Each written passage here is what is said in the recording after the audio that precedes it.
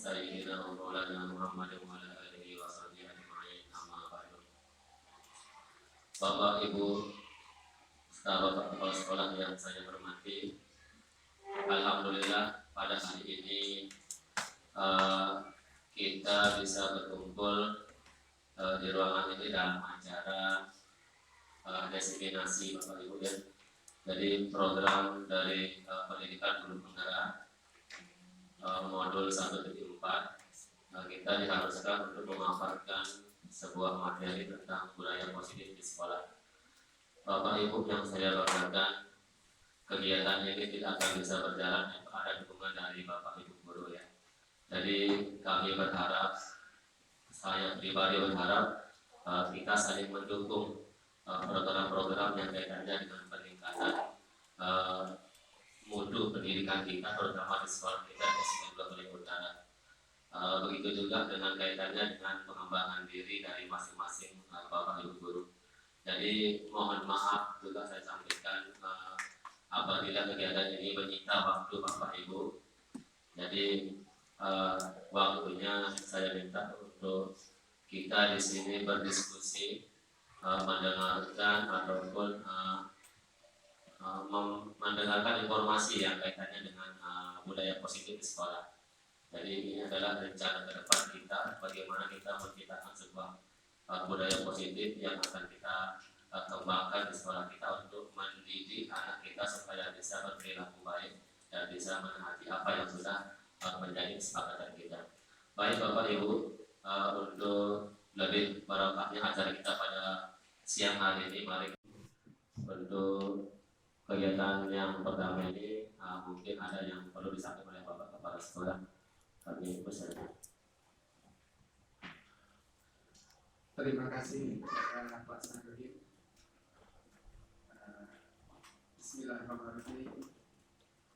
Assalamualaikum warahmatullahi wabarakatuh. Alhamdulillah.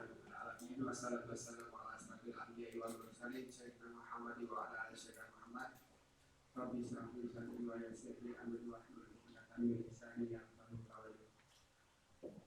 Bapak dan Ibu, terima kasih atas kehadirannya pada siang hari ini, walaupun cuacanya cukup membuat kita ngeri-ngeri sedang, tetapi mari kita membantu program-program pemerintah kita, terutama teman kita untuk melaksanakan tugasnya dalam pelaksanaan menyelesaikan tugas untuk menjadi calon guru penggerak. Karena tanpa bantuan kita, Bapak dan Ibu, tanpa dukungan kita, maka pelaksanaannya itu kurang greget nanti jadinya. Oleh sebab itu, Bapak dan Ibu, mari kita sama-sama mendengarkan desiminasi tentang budaya positif. Budaya positif ini ada beberapa macam, baik secara religiusnya bagaimana budaya positif yang kita terapkan di sekolah kita, kemudian budaya positif secara nasionalisnya itu bagaimana budaya positifnya, ya, mungkin nanti dipaparkan sama Pak Sahrudin secara lebih jelas. Kemudian seperti yang lain juga budaya gotong royong yang tidak boleh kita tinggalkan karena merupakan akar dari budaya bangsa Indonesia yang merupakan gotong royong. Karena apapun yang kita laksanakan tanpa kita bergotong royong, karena apapun yang kita lakukan tanpa dukungan dari teman-teman, maka nonsens akan bisa terlaksana. Oleh sebab itu, mari Bapak dan Ibu kita dengarkan apa yang disampaikan oleh Pak Sahrudin. Terima kasih. Sekian mungkin dari saya. Wabillahi taufiq wal hidayah. Assalamualaikum warahmatullahi wabarakatuh.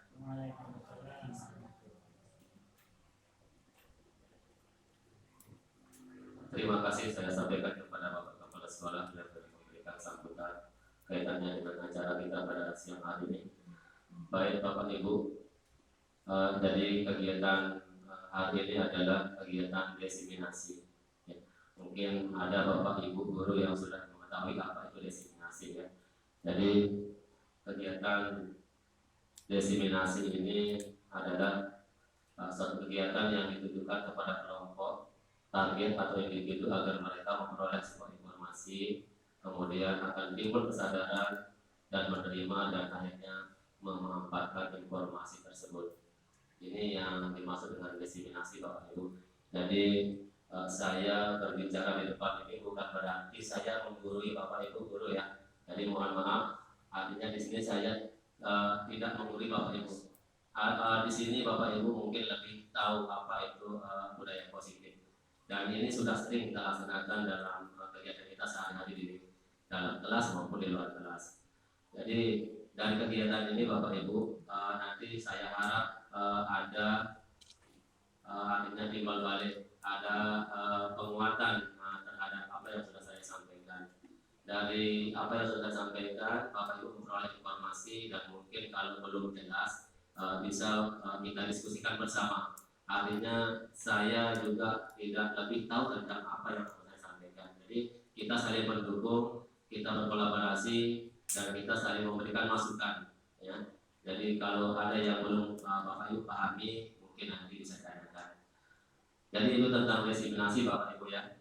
Jadi sebuah informasi yang akan kita peroleh, dan dari informasi itu nanti akan timbul kesadaran kita untuk menerima dan akhirnya bisa kita manfaatkan dan bisa kita laksanakan. Baik Bapak Ibu, konsep pemahaman budaya positif ini yang akan kita lakukan pada siang hari, rangkaiannya yang kaitannya dengan disiplin positif.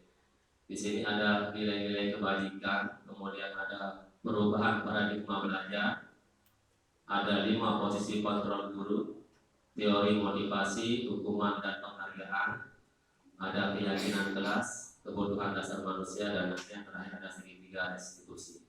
Ini rangkaian yang akan kita laksanakan pada siang hari ini. Mungkin tidak asing ya, kalimat-kalimat ini di Bapak Ibu. Mungkin Bapak Ibu juga sudah mendengar atau sudah membaca apa kaitannya dengan apa yang ada pada layar tentang kaitannya dengan budaya positif.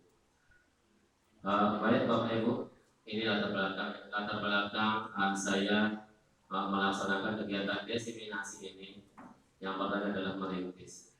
Kenapa saya bilang merintis? Karena di sini kita akan memulai dari pemaparan informasi yang saya sampaikan ini, kita akan memulai dari sekarang ya, ataupun walaupun ini sudah kita laksanakan sebelum-sebelumnya ya. Jadi kita merintis dari sekarang, kita aktifkan ya, bagaimana kita mengimplementasikannya dalam kegiatan kita sehari-hari, baik itu tentang tugas pokok kita sebagai pendidik atau pengajar. Dari yang sebelumnya kita tidak paham, dengan mudah-mudahan dengan materi yang saya sampaikan ini kita bisa memahaminya ya.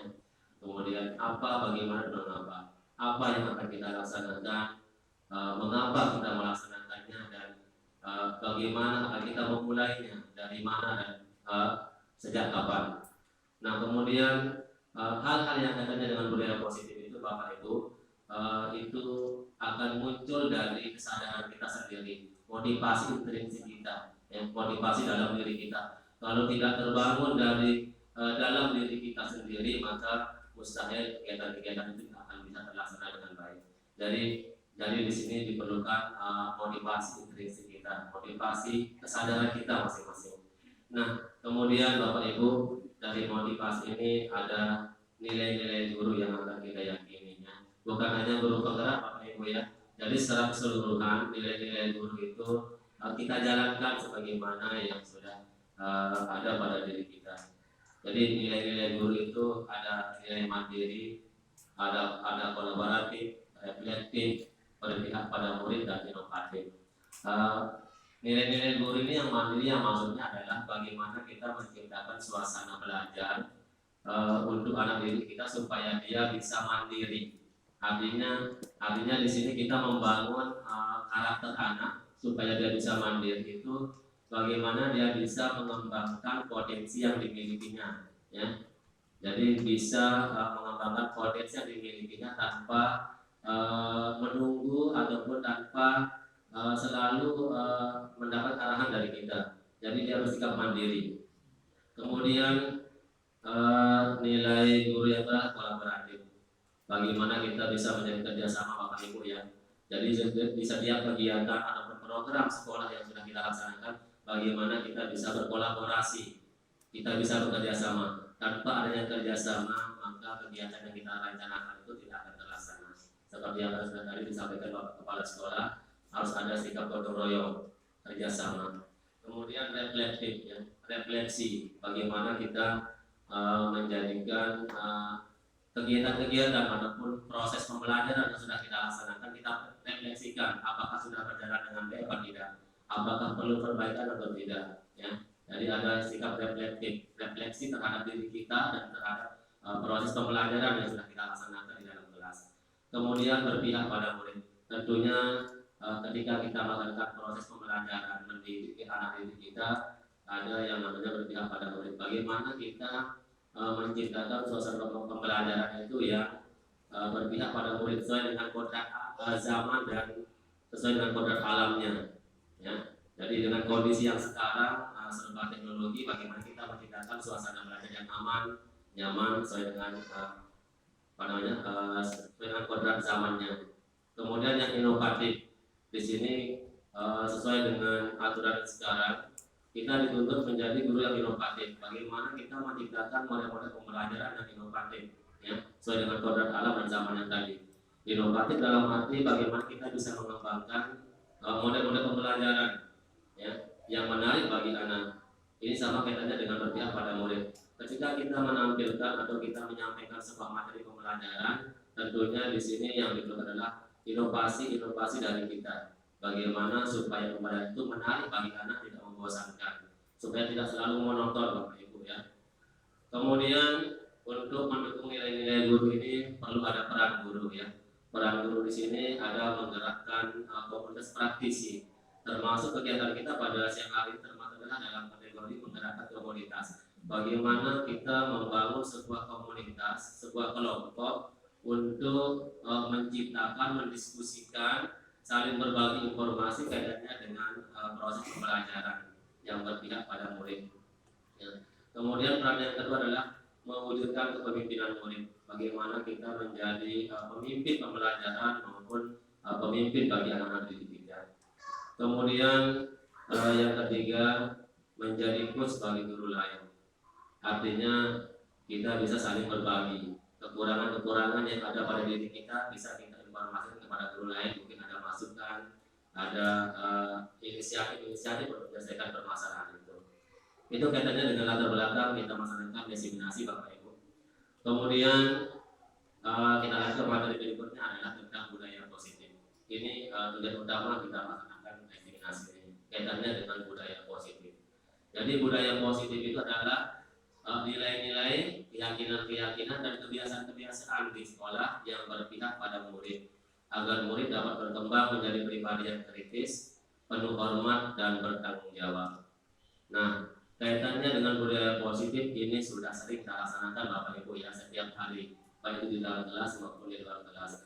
Bagaimana kita mengarahkan anak-anak didik kita itu supaya bisa melaksanakan apa yang sudah kita buat bersama, kesepakatan yang sudah kita buat bersama. Untuk menciptakan sebuah budaya positif ini tentunya harus ada kolaborasi, harus ada kerjasama antara guru dengan murid. Bagaimana kita memberi contoh yang baik kepada anak didik kita supaya budaya positif yang kita inginkan bisa terlaksana dengan baik, ya. Jadi tidak hanya kita membuat sebuah kesepakatan, aturan, kemudian tidak kita laksanakan dengan baik. Jadi budaya positif ini tidak akan bisa berjalan dengan baik tanpa adanya dukungan dan kesadaran, motivasi dari kita, ya, untuk melakukannya.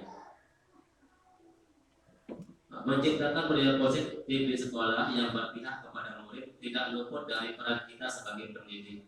Seperti yang kita ketahui, guru memiliki peran untuk menuntun kodrat yang ada pada anak agar anak menjadi manusia yang selamat dan bahagia. Untuk itu perlu adanya perubahan-perubahan yang perlu kita lakukan sebagai tindak lanjut dari penerapan Merdeka Belajar untuk membentuk profil pelajar Pancasila. Bapak Ibu, karena di sini sudah sebagian besar menerapkan kurikulum Merdeka, tentunya dalam pelaksanaannya kita tidak terlepas dari bagaimana membentuk anak didik kita sesuai dengan profil pelajar Pancasila. menciptakan budaya positif itu termasuk bagian dari kita membentuk profil pelajar Pancasila kepada anak. Ya. Jadi budaya positif yang sudah kita laksanakan di kelas maupun di luar kelas itu termasuk bagian dari pelaksanaan profil pelajar Pancasila. Bapak Ibu, ada filosofi Gajah Dewantara ya. Filosofi Gajah Dewantara ini mengatakan pendidikan adalah tuntunan bagi seluruh kekuatan kodrat yang ada pada anak-anak agar mereka sebagai manusia dan sebagai anggota masyarakat dapat mencari keselamatan dan kebahagiaan yang setinggi-tingginya. Ini pendidikan menurut filosofi Ki Hajar Dewantara ya, sebagai tuntunan. Nah, tapi di sini Ki Hajar Dewantara memaparkan bahwa pengajaran itu tidak sama dengan pendidikan. Ya, pengajaran tidak sama dengan pendidikan, di mana pengajaran itu adalah suatu bagian dari pendidikan, di mana pengajaran adalah mendidik dengan cara memberikan ilmu yang berfaedah untuk hidup anak-anak baik secara lahir maupun batin. Sedangkan pendidikan itu dapat menuntun hidup anak, menuntun segala kodratnya agar mendapatkan kebahagiaan dan keselamatan setinggi-tingginya. Jadi Ki Hajar Dewantara membedakan antara pengajaran dengan pendidikan. Seperti yang ada di depan, Bapak Ibu, pengajaran adalah salah satu bagian dari pendidikan, di mana pengajaran adalah mendidik dengan cara memberikan ilmu, mentransfer ilmu, seperti yang sering kita lakukan sehari-hari ya. Kita memberikan ilmu pengetahuan kepada anak, mengajarkan anak didik kita di dalam kelas, itu namanya pengajaran. Sedangkan pendidikan itu adalah bagaimana kita bisa menuntut, memberi motivasi, memberi semangat, memberi contoh yang baik ya, sesuai dengan istilah filosofi Gajah Dewantara yang sering kita dengar Bapak Ibu, ingarso namun tuturi kata ingarso tulodo imajur mangkaso tuturi handayani ya. Di depan kita memberi contoh, di belakang kita memberi dorongan ya. Jadi bagaimana kita bisa memberikan istilahnya contoh yang baik. Ketika kita sudah memberikan contoh yang baik, insya Allah apa yang dia lihat, apa yang dia lakukan oleh ibu bapak gurunya akan diuji oleh peserta didik kita. Itu kaitannya dengan mendidik Bapak Ibu ya. Dalam hal ini kita dapat mengibaratkan guru sebagai seorang petani, dengan anak-anak didik adalah sebagai benih, misalnya padi. Petani hanya dapat menuntun tumbuhnya benih, memperbaiki kondisi tanah, memelihara padi, memupuknya dan membasmi ulat atau jamur yang mengganggu tumbuhnya padi. Jadi Ki Hajar Dewantara juga mengibaratkan bahwa anak didik kita itu adalah sebagai benih tanaman, dan lingkungan sekolah ini diibaratkan sebagai lahannya, dan kita gurunya itu adalah sebagai pendidik Bapak Ibu ya.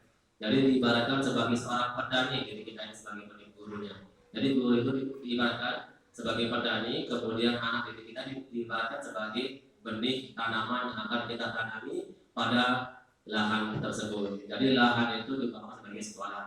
Nah, bagaimana benih yang sudah kita tanam itu supaya dia bisa tumbuh dengan baik, tumbuh dengan normal? Apa yang akan kita lakukan? Apa yang dilakukan oleh seorang petani tersebut? Tentunya dengan memberikan pupuk, mengairi, kemudian membasmi hamanya ya. Begitu juga dengan peran kita Bapak Ibu ya. Ketika kita mengibaratkan diri kita sebagai seorang petani ya, kita tentunya tidak ingin melihat tumbuhan atau biji-bijian yang sedang kita tanam itu terkena hama. Bagaimana perasaan kita supaya tumbuhan itu bisa tumbuh dengan subur, bisa kita petik hasilnya dan bisa membahagiakan kita dan orang tuanya. Jadi itu menurut Ki Hajar Dewantara Bapak Ibu ya.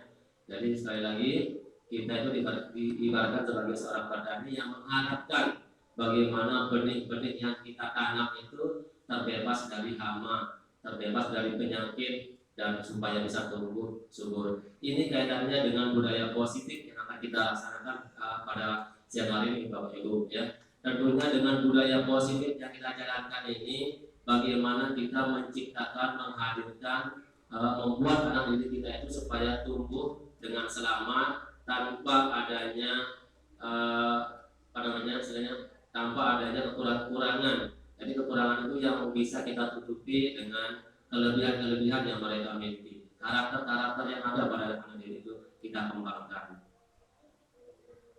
Baik Bapak Ibu, itulah kodrat alam atau dasar yang harus diperhatikan dalam pendidikan, dan itu di luar kecakapan dan kehendak kaum pendidik. Jadi kodrat alam dan kodrat zaman, terutama kodrat alamnya ya Bapak Ibu, kita tidak bisa pungkiri bahwa ada anak itu yang berasal dari keluarga yang kurang mampu, ada yang berasal dari anak yang mampu. Jadi perbedaannya sangat nyata, baik itu dari segi kualitas pendidikan ataupun dari segi pemahaman terhadap materi. Peran guru adalah menjadi pemimpin pembelajaran serta menumbuh kembangkan budaya positif untuk membentuk lingkungan sekolah yang nyaman, aman, dan ramah yang berpihak pada murid, sehingga dapat mewujudkan visi profil pelajar Pancasila yang memiliki disiplin diri yang merdeka dalam mendisiplinkan dirinya sendiri. Sesuai pemikiran Ejar Dewantara mengatakan bahwa murid yang merdeka adalah murid yang mampu memerintah dan mendisiplinkan dirinya sendiri. Bapak Ibu guru, kita sering mendengar bahwa kita menginginkan bahwa murid itu adalah murid yang merdeka. Murid merdeka itu bukan berarti anak itu semau-maunya ya Bapak Ibu. Jadi merdeka di sini kaitannya dengan bagaimana anak itu bisa mengembangkan bakatnya sendiri, bagaimana dia bisa mengembangkan bakat yang dimilikinya, bagaimana bakatnya itu tersalurkan pada dunia pendidikan yang kita jalani. Jadi merdeka bukan berarti mereka semaunya keluar, mereka semaunya berpindah, mereka semaunya berperilaku. Jadi bukan itu yang maksud dengan merdeka. Jadi merdeka dalam arti mereka merdeka belajar, mereka merdeka dalam mengekspresikan dirinya, mengembangkan bakat dan minatnya yang tadi itu. Nah kemudian kaitannya dengan disiplin positif Bapak Ibu, disiplin positif ini akan bisa berjalan dengan baik dan akan bisa terlaksana dengan baik apabila ditambah dengan lingkungan yang positif. Ya, insya Allah kita di sini lingkungannya sudah aman, sudah nyaman, karena untuk mendisiplinkan anak itu perlu adanya lingkungan yang baik, ada lingkungan yang nyaman untuk mereka belajar. Kita sediakan mereka fasilitas yang lengkap di dalam kelas. Kita sediakan mereka fasilitas yang lengkap di luar kelas ya, termasuk ada papan tulis, tempat mereka berekspresi ya. Seperti yang kita laksanakan setiap hari Senin sampai dengan hari Sabtu, itu termasuk merupakan bagaimana kita meningkatkan budaya positif dan memberikan ruang bagi anak-anak untuk berekspresi dan memberikan ruang bagi anak-anak untuk mengembangkan bakat dan minatnya.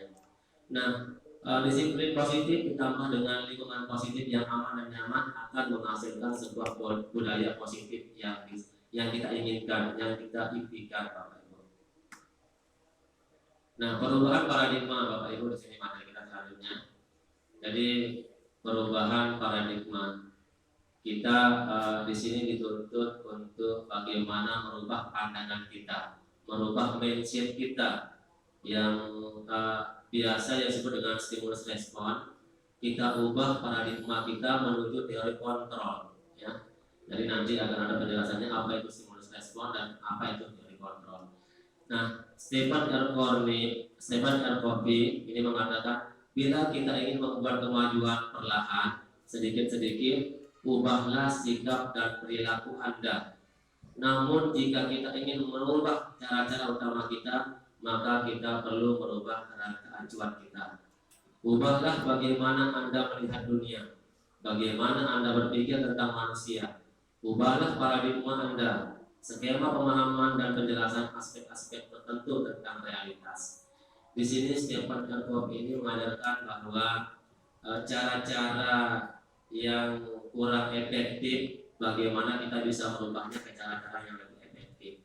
Bagaimana kita merubahnya ke dalam bentuk model-model yang disukai oleh anak, yang mudah dipahami oleh anak. Jadi perubahan paradigma itu bagaimana kita berpandang dari stimulus respon, kita rubah ke teori kontrol. Ibu Bapak, ini dia apa itu stimulus respon dan teori kontrol. Jadi yang semula kita beranggapan itu ke stimulus respon, kita rubah cara pandang kita ke teori kontrol. Yang pertama Bapak Ibu, realitas, kebutuhan kita sama. Jadi di stimulus respon ini mengatakan bahwa itu realitas dan kebutuhan kita sama. Sedangkan di teori kontrol mengatakan bahwa realitas atau kebutuhan kita berbeda. Jadi ini yang perlu kita rubah Bapak Ibu ya. Sebelumnya kita mengatakan bahwa kebutuhan kita sama, sekarang kita beralih ke teori kontrol bahwa yang mengatakan bahwa kebutuhan kita berbeda. Ya. Nah, jadi di sini maksudnya bahwa anak didik kita itu memiliki karakter yang berbeda-beda, kebutuhan yang berbeda-beda, tidak boleh disamakan. Dan mereka mempunyai cita-cita dan keinginan berbeda-beda. Tidak pantas kita mengatakan bahwa ketika kamu besar nanti kamu akan menjadi seperti ini, kamu harus jadi ini. Jadi tidak begitu Bapak Ibu. Kita rubah mindset kita, pemikiran kita bahwa menghadirkan anak didik kita itu bagaimana dia supaya berkembang menurut bakat dan minatnya masing-masing. Tidak perlu dipaksakan, ya. Jadi tidak perlu disamakan antara anak yang A dengan anak yang B, ya. Jadi mereka berbeda. Kemudian yang kedua, semua orang melihat hal yang sama. Kalau di teori kontrol, setiap orang memiliki gambaran yang berbeda. Jadi sudah jelas di sini Bapak Ibu, ya. Jadi semua orang melihat hal yang sama pada stimulus respon. Sedangkan di teori kontrol itu melihat bahwa setiap orang itu memiliki gambaran yang berbeda, memiliki gambaran masa depan yang berbeda, ya. Tidak perlu kita samakan. Kemudian yang ketiga, kita mencoba mengubah orang agar berpandangan sama dengan kita. Jadi tidak ada paksaan di sini Bapak Ibu ya kalau di teori kontrol. Kalau di stimulus respon terkadang kita memaksakan anak supaya sependapat dengan kita, berpandangan sama dengan kita, walaupun itu dikatakan sebuah pandangan yang salah, yang keliru. Tapi di teori kontrol kita berusaha memahami pandangan orang lain itu tentang dunia, yang bagaimana mereka melihat dunia ke depan. Kemudian perilaku buruk dilihat sebagai suatu kesalahan. Kalau di teori kontrol semua perilaku memiliki tujuan. Ini kaitannya dengan budaya positif Bapak Ibu ya. Perilaku buruk yang sering dilakukan oleh anak didik kita atau yang sering kita sebut dengan melanggar aturan ya. Melanggar aturan itu sebagai sebuah kesalahan. Tapi kalau di teori kontrol bahwa perilaku atau sikap anak yang sering kita sebut melanggar aturan itu adalah sebuah perilaku yang memiliki tujuan. Anak itu memiliki tujuan sehingga dia berperilaku seperti itu. Apakah tujuannya itu positif ataupun negatif? Itu yang perlu kita gali. Mengapa anak itu melakukan hal seperti itu? Ya. Jadi itu di teori kontrol Bapak Ibu ya. Kemudian orang lain bisa mengontrol saya. Kalau di teori stimulus respon, kalau di teori kontrol hanya Anda yang bisa mengontrol diri Anda. Jadi di stimulus respon orang lain bisa mengontrol saya, itu salah Bapak Ibu ya. Jadi kita tidak bisa beranggapan bahwa orang bisa mengontrol saya, tidak. Jadi di teori kontrol itu hanya kita yang bisa mengontrol diri kita. Hanya kita yang bisa mengatakan bahwa itu benar atau salah ya. Dari hadir dalam diri kita masing-masing. Kemudian yang bisa diri kita sendiri ya. Tidak boleh ada paksaan, tidak boleh ada iming-iming atau hadiah yang tujuannya untuk mengikuti keinginan kita ya. Itu maksudnya. Kemudian model berpikir menang kalah, itu di stimulus respon. Kalau di teori kontrol, model berpikir adalah menang. Itu yang harus kita hadirkan kepada anak didik kita. Ketika mereka berekspresi, ketika mereka beranggapan, berpendapat, jangan sampai kita mengatakan itu adalah salah. Jadi berikan mereka apresiasi bahwa itu benar ya. Pendapat yang diberikan itu adalah benar, walaupun itu nanti ada pembenaran dari kita ya Bapak Ibu. Nah kemudian apa itu disiplin Bapak Ibu? Ada dengan materi kita. Apa itu disiplin? Ada dua pengertian di sini. Pengertian yang pertama sama pengertian yang kedua. Nah kira-kira dari apa yang kita baca ini Bapak Ibu, yang dari 1 dan 2 ini kira-kira yang mana yang lebih cocok? Kaitannya dengan disiplin. Yang mana Bapak Ibu? Yang pertama apa yang kedua? Yang kedua. Ya. Baik Bapak Ibu, kaitannya dengan disiplin. Jadi yang lebih cocok adalah yang kedua, yaitu cara kita mengontrol diri dan bagaimana menguasai diri untuk memilih tindakan yang mengacu pada nilai-nilai yang kita hargai agar tercapai tujuan mulia yang diinginkan. Itu yang dimaksud dengan disiplin Bapak Ibu ya. Jadi yang nomor 2 ini sudah sesuai dengan apa yang dimaksud dengan disiplin positif. Nah, makna kata disiplin, menurut Ki Hajar Dewantara, beliau menyatakan bahwa untuk menciptakan siswa yang merdeka, maka syarat utamanya harus mempunyai disiplin yang kuat, yaitu disiplin diri yang berasal dari motivasi internal, yaitu dari dalam diri sendiri. Jika tidak mempunyai motivasi internal, maka diperlukanlah motivasi eksternal orang lain untuk mendisiplinkan dirinya. Jadi Bapak Ibu, ketika kita menjalankan disiplin positif yang ada di kelas, tentunya kita berharap disiplin itu dilaksanakan atas kesadaran sendiri, atas kemauan sendiri, berasal dari dalam diri mereka sendiri, tanpa perlu ada paksaan, tanpa perlu ada iming-iming atau hadiah yang dijanjikan. Jadi kita menciptakan budaya positif itu harus sesuai dengan kesadaran diri anak. Ya, itu yang diinginkan di sini ya, disiplin positif yang kita bangun. Bagaimana kita mendidik anak kita memiliki karakter kesadaran sendiri ya, tanpa ada paksaan. Kemudian katanya dengan motivasi Bapak Ibu, motivasi perilaku manusia. Motivasi yang baik berasal dari diri dalam diri kita agar tindakan yang kita ambil sesuai dengan apa yang kita inginkan. Tetapi seringkali kita melakukan sesuatu karena menginginkan penghargaan dari orang lain atau untuk menghindari sebuah hukuman. Nah, Bapak Ibu, guru, motivasi perilaku manusia ya, ini sering ada pada diri kita, termasuk saya pribadi Bapak Ibu ya. Ketika kita melakukan sesuatu, tentu terkadang kita karena ingin mengharapkan sesuatu, atau karena terkadang kita ingin dihargai, kita ingin mendapat perhatian, atau terkadang kita ingin mendapat imbalan, ingin ditegur bahwa ingin dikatakan, wah orang ini seperti ini, dia seperti ini. Jadi jarang kita melakukannya kaitannya dengan kesadaran kita dari dalam diri kita secara ikhlas. Itu maksudnya sini Bapak Ibu ya. Jadi seringkali kita melakukan hal itu untuk menghindari sebuah hukuman. Begitu juga dengan anak-anak, kadang-kadang Bapak Ibu ya, terutama di kelas saya pribadi ya, kadang-kadang anak itu melakukan hal positif atau budaya positif itu karena mereka takut akan hukuman, atau karena mereka ingin mendapatkan sebuah penghargaan dari gurunya, atau karena mereka ingin diberikan sebuah hadiah untuk bisa melakukan hal atau budaya positif itu. Jadi jarang sekali anak itu melakukan hal-hal positif sesuai dengan kesadarannya masing-masing.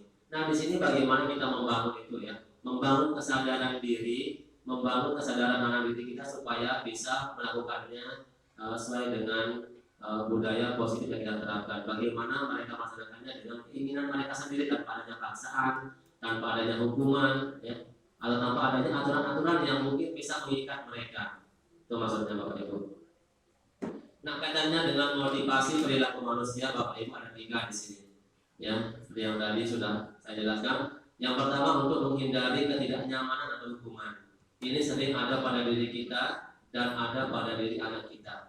Jadi motivasi perilaku manusia itu ada 3. Yang pertama, untuk menghindari ketidaknyamanan atau hukuman. Ini sering ya Bapak Ibu ya. Jadi mereka datang pagi, atau mereka melaksanakan piket, atau mereka mengerjakan tugas PR-nya, itu kadang karena mereka takut akan hukuman, ya. Mereka takut akan hukuman yang kita berikan.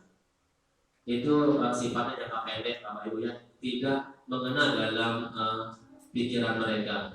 Kemudian yang kedua, motivasi perilaku manusia itu kaitannya dengan untuk mendapatkan imbalan atau penghargaan.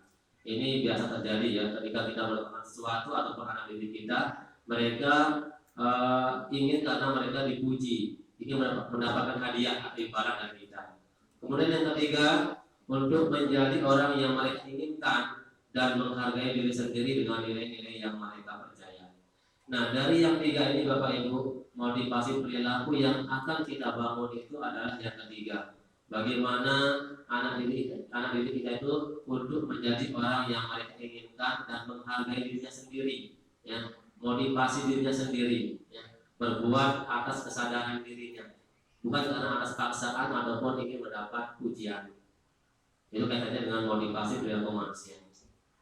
Untuk menciptakan budaya positif di sekolah, Guru hendaknya dapat menuntun murid agar memiliki motivasi yang ketiga, agar penerapan nilai-nilai yang baik dapat dilaksanakan tanpa adanya paksaan ataupun untuk mendapatkan imbalan dari orang lain. Ya, Bapak Ibu, jadi materi yang selanjutnya adalah kebutuhan dasar manusia. Ya. Di sini ada 5 kebutuhan dasar manusia, Bapak Ibu. Ya. Yang pertama karena ingin bertahan hidup, yang kedua karena ingin mendapatkan kasih sayang dan mereka ingin diterima, dan yang ketiga karena penguasaan, yang keempat kesenangan, dan yang kelima kebebasan. Ini kebutuhan dasar manusia, Bapak Ibu.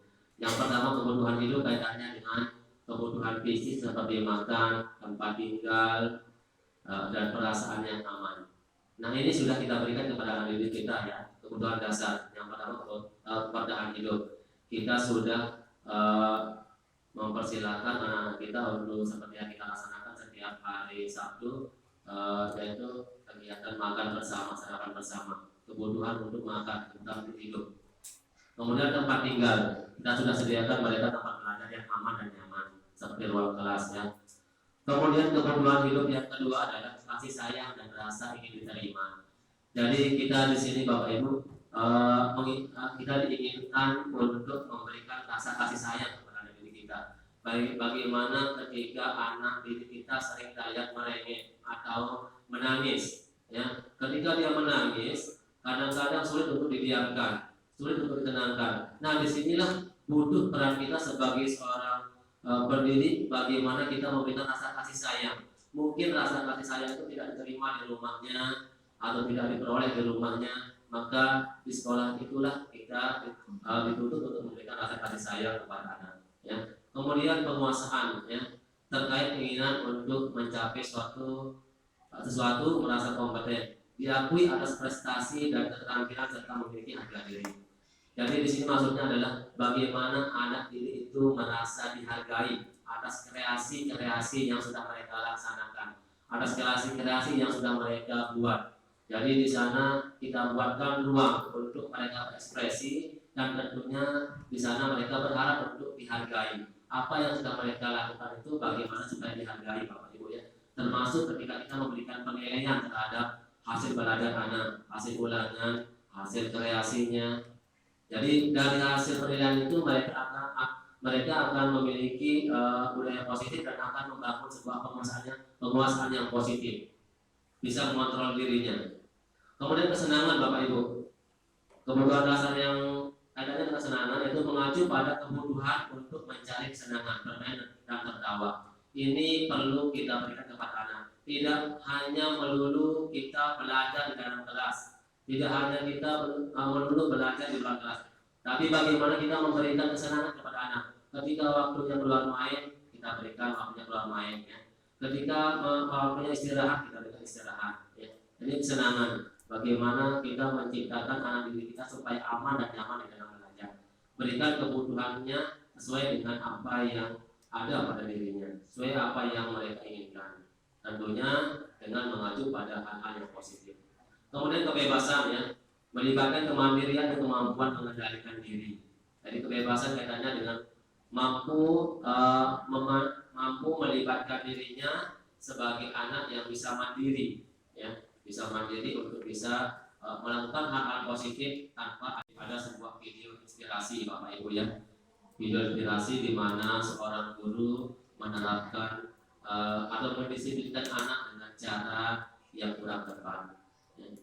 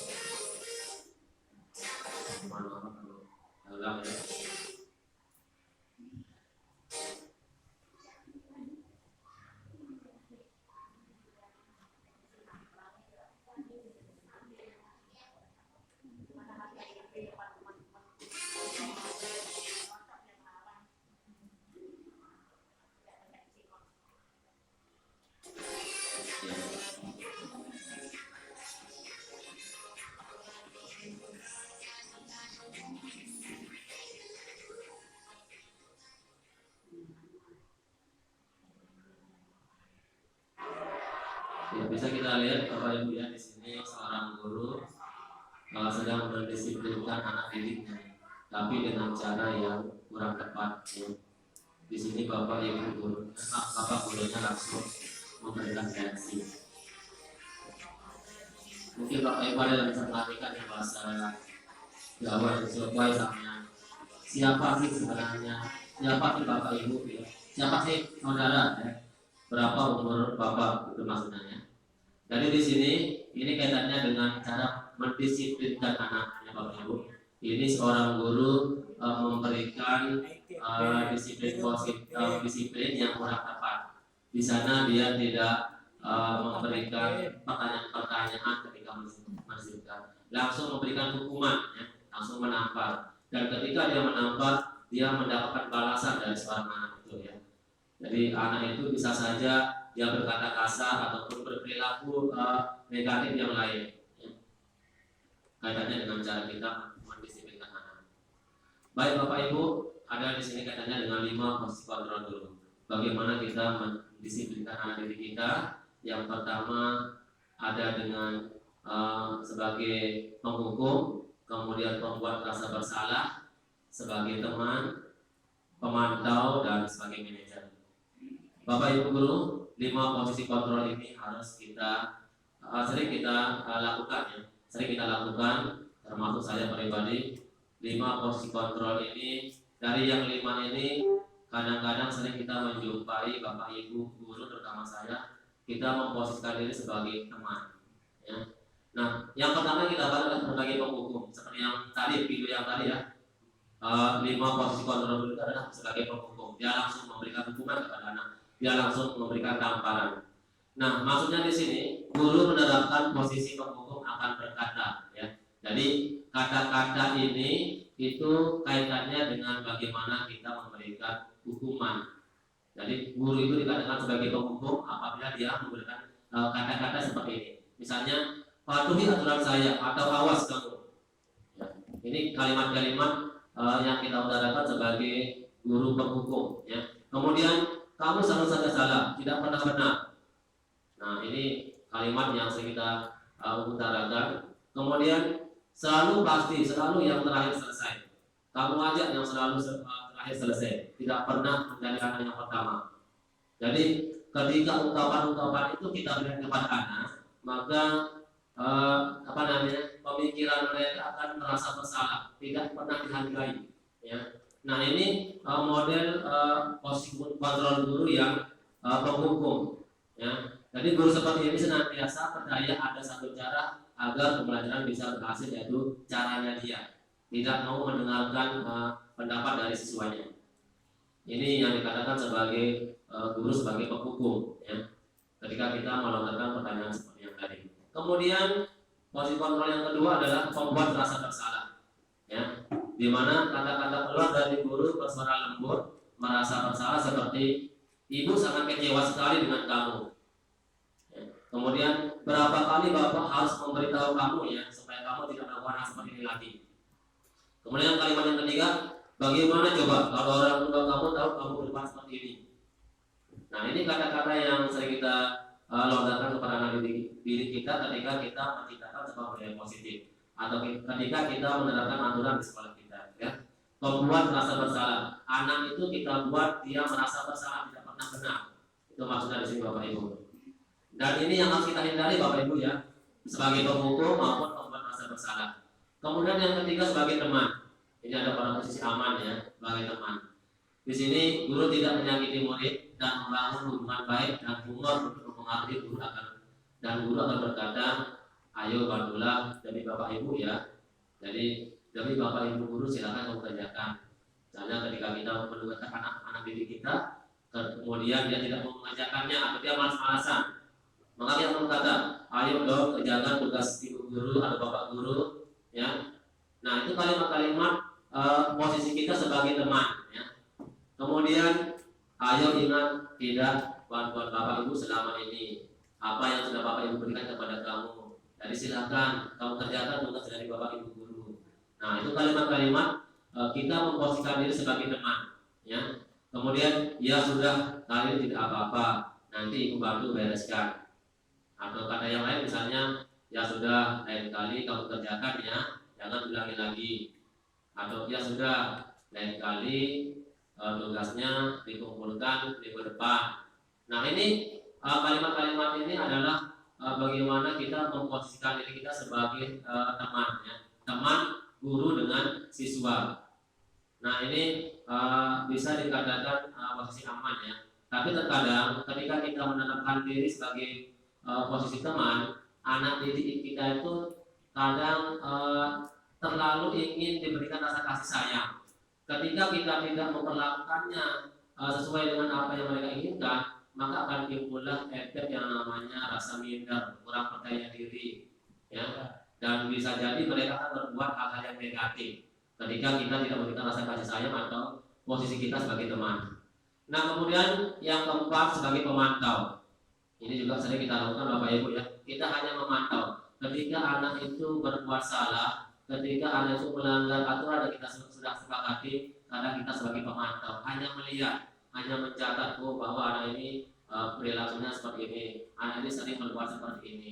Kita hanya memantau, tidak memberi tindakan, membuat catatan kecil tentang anak didik kita, ya, tanpa kita memberikan timbal balik, ya, memberikan umpan balik atau memberikan sebuah motivasi supaya perilaku itu tidak diulang lagi. Itu sebagai memantau Bapak Ibu ya. Jadi pertanyaannya sini, peraturannya apa? Peraturan apa yang sudah dilanggar? Ya. Apa yang telah kamu lakukan? Kemudian sanksi atau konsekuensinya apa ketika kamu melanggar aturan itu? Nah ini sebagai pemantau Bapak Ibu ya. Kemudian sebagai manajer, posisi kontrol yang kelima sebagai seorang guru adalah sebagai manajer. Guru berbuat sesuatu bersama dengan murid, kemudian mempersilahkan murid mempertanggungjawabkan perbuatannya, mendukung murid agar menemukan solusi atas permasalahan sendiri.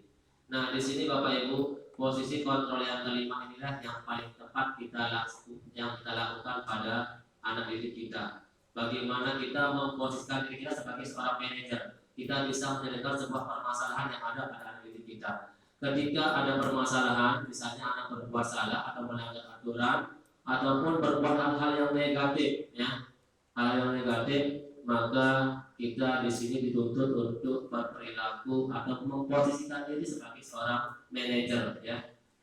Jadi sebagai seorang manajer dia akan berkata seperti ini Bapak Ibu ya. Apa yang kita yakini? Jadi kita kembalikan pemikiran mereka tentang keyakinan kita sudah kita buat. Kalau kita sudah membuat kesepakatan kelas, jadi kita kembalikan dia ke arah sana, ya, karena kesepakatan kelas itu kita buat secara bersama-sama dengan anak. Kita kembalikan dia ke sana. Aturan mana yang dia sudah langgar, aturan mana yang sudah dia tidak taati, ya. Apa yang kita yakini, peraturan atau keyakinan apa yang sudah kamu langgar, ya. Kemudian jika kamu meyakininya, apakah kamu bersedia memperbaikinya? Jadi ketika anak berbuat salah, ketika kamu meyakini apa yang sudah kamu kerjakan, kira-kira apakah kamu bersedia memperbaikinya? Nah ini kalimat-kalimat yang perlu kita lontarkan kepada anak kalau kita memposisikan diri kita sebagai seorang manajer. Kemudian apa rencana kamu untuk memperbaiki hal ini? Jadi tidak langsung memvonis dan tidak langsung memberi hukuman. Yang sering kita lakukan Bapak Ibu ya, terutama saya pribadi mas, kadang kita memberikan hukuman, suruh anak lari, atau suruh anak push up, suruh anak membaca 100 kali atau menulis berapa kali, itu hukuman ya. Jadi atau keluar kelas jika itu pelajaran, itu hukuman ya.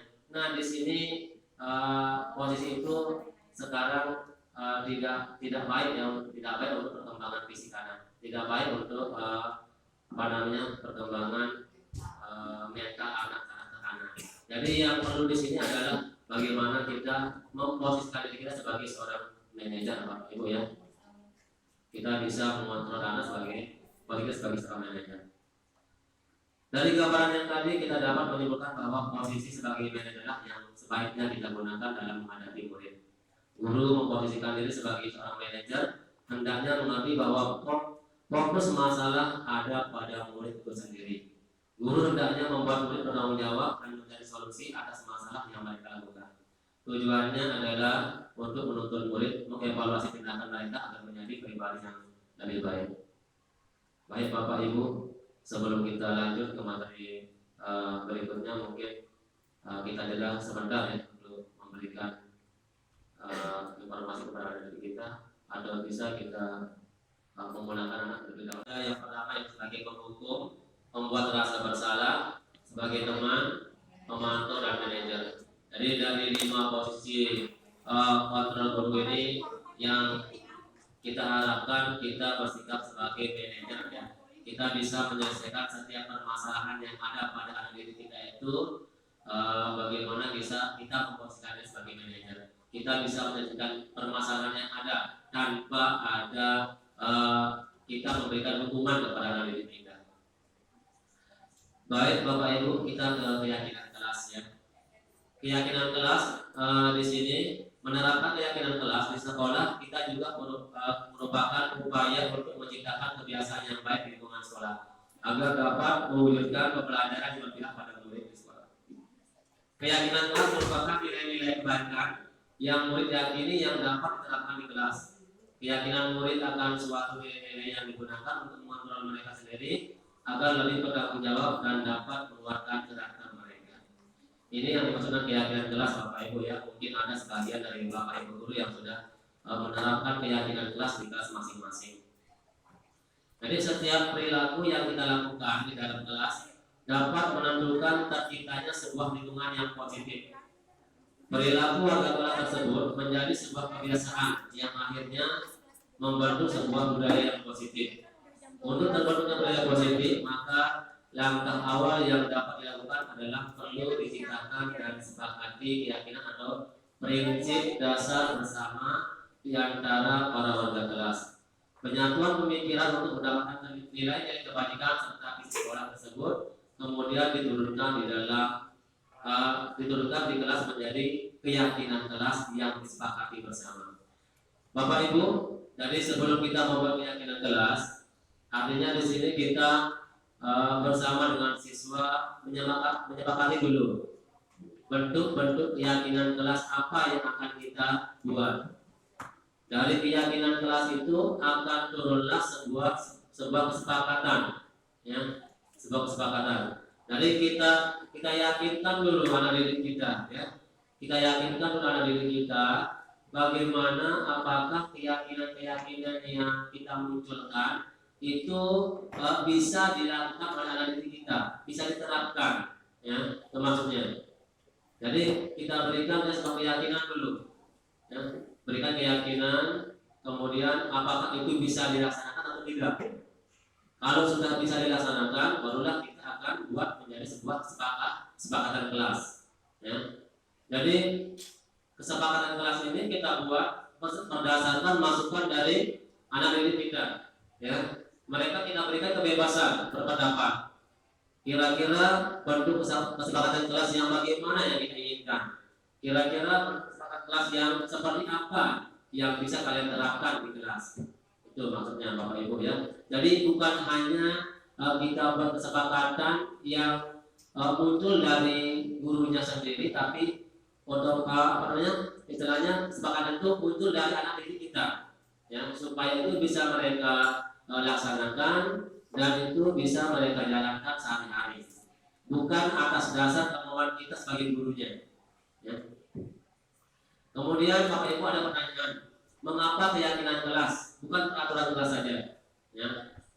Jadi pertanyaan berikut adalah mengapa kita memiliki peraturan tentang protokol kesehatan misalnya, ya, yaitu penggunaan masker dan mencuci tangan setiap saat.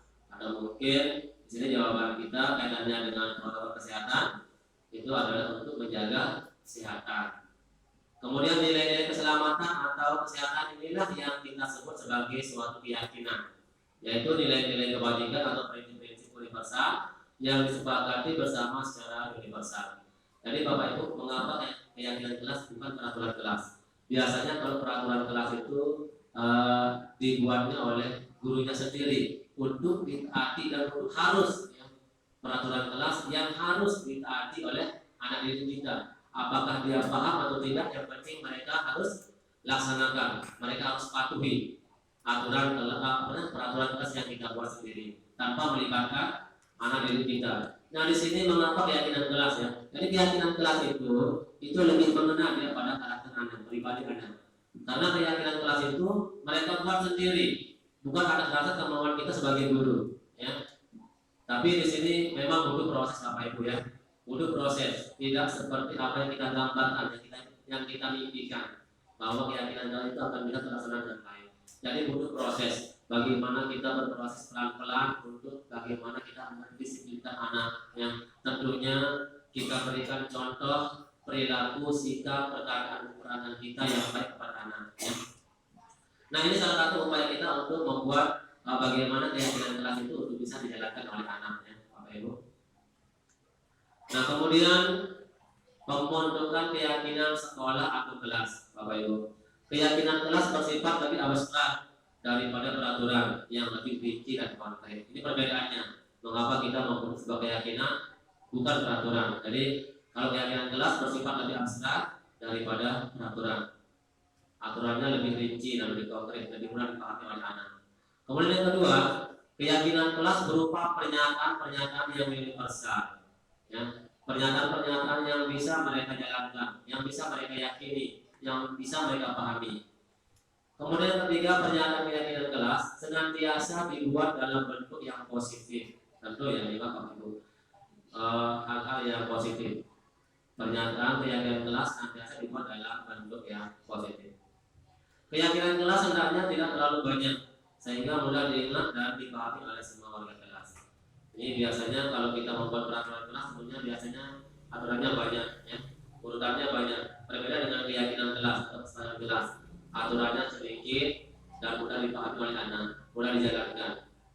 Kemudian keyakinan kelas sebaiknya sesuatu yang dapat diterapkan di lingkungan sekolah atau di lingkungan kelas. Jadi ketika kita membuat sebuah keyakinan, tentunya keyakinan kelas itu kira-kira bisa tidak dijalankan atau tidak, bisa tidak dijalankan oleh anak didik kita.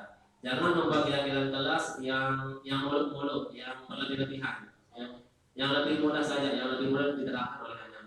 Misalnya datang tepat waktu, ya, mengerjakan tugas atau menyelesaikan tugas dengan baik, menghargai teman, ya, hormat terhadap guru, ya, dengan segala karakter anak. Jadi yang mulai dengan yang lebih mudah-mudah dulu, yang mudah dipahami oleh anak dan mudah diterapkan. Ya. Kemudian semua warga kelas atau semua warga sekolah hendaknya ikut berkontribusi dalam pembuatan keyakinan kelas lewat kegiatan curah pendapat. Seperti yang tadi saya jelaskan, jadi semua anak itu memberikan usulan, semua anak berpendapat, ya, lewat curah pendapat.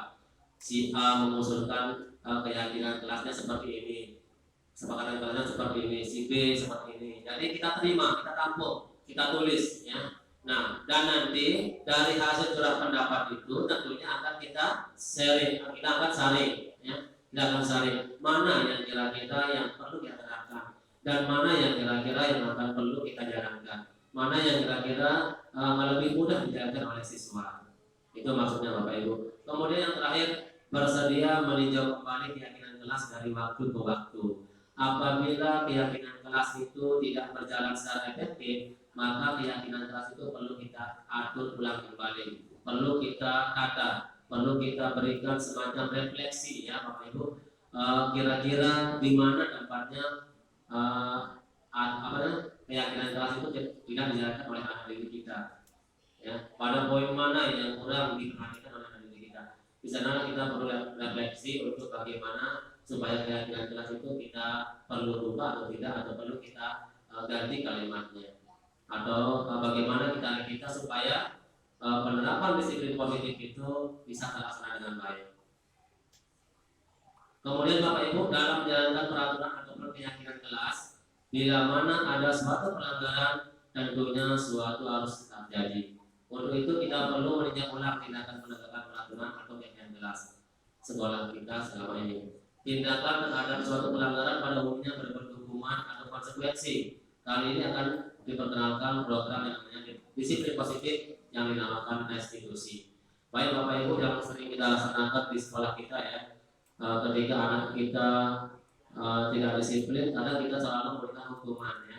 Seperti yang sering kita laksanakan di kegiatan-kegiatan ekstra atau kegiatan-kegiatan rutin kita, anak yang tidak membawa perlengkapan sholat misalnya berhalimat atau kita beri hukuman, atau anak yang tidak mengerjakan PR misalnya ya, kita suruh lari di lapangan, atau kita berikan hukuman yang lebih berat misalnya yang lain. Jadi hal seperti itu sedikit demi sedikit akan kita ubah dalam bentuk sebuah budaya positif dengan menggunakan 5 kontrol posisi guru yang tadi, yaitu sebagai manajer ya, bagaimana kita berperilaku, bersikap supaya perilaku anak itu bisa mengubah perilakunya atau sikap salah itu menjadi hal yang baik. Baik Bapak Ibu, sebelum kita lanjut, ada beberapa pertanyaan kaitannya dengan kesepakatan kelas ya, kesepakatan kelas dengan keyakinan kelas. Nah di sini ada keyakinan dan ada kesepakatan. Jadi menurut Bapak Ibu, kira-kira kalimat yang di atas atau yang di bawah itu merupakan kesepakatan atau keyakinan? Yang di atas itu merupakan kesepakatan atau keyakinan Bapak Ibu? Kalimat yang di atas misalnya di sini menghormati orang lain, atau kalimat mohon maaf.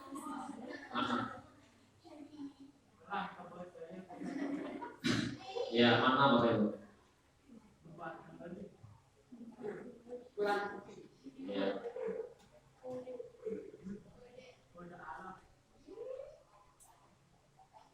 Ya, ini Bapak Ibu. Kira-kira kalimat yang mana yang termasuk sebuah keyakinan atau kesepakatan? Ya. Coba. Menghormati orang lain. Ada kalimat di bawahnya, hadir di sekolah 15 menit sebelum pembelajaran dimulai. Kemudian selalu berperilaku sopan kepada guru. Dari kalimat yang di atas sama yang di bawah, yang keyakinan itu yang mana? Ada yang sepakat itu yang mana? Ya.